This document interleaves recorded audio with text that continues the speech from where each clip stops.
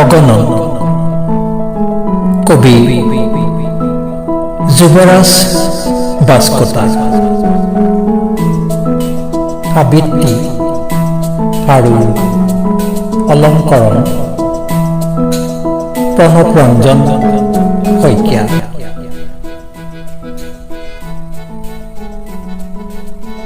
মৃত্যু কোনেও নিবিচাৰে, কোনেও নিবিচাৰে জীয়াই থকাৰ আশাত।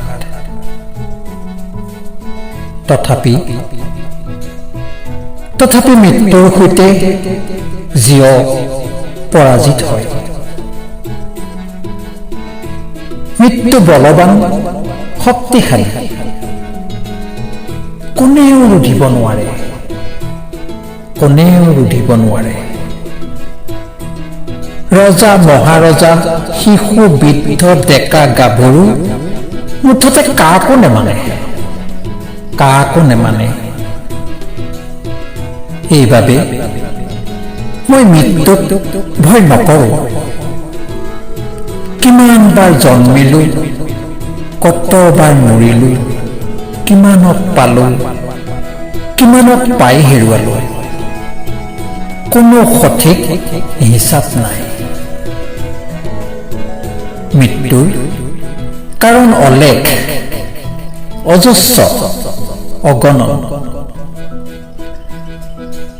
মই মৰ্ত্যৰ এটি ক্ষুদ্ৰতম জীৱহে।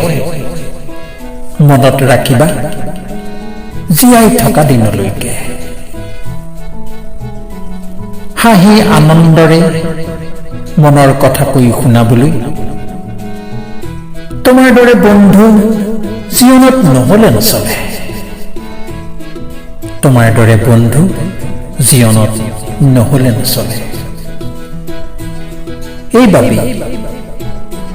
এইবাবেই কবিতা তুমি মোৰ বন্ধুত্বৰ বাবে হলেও আহিবা।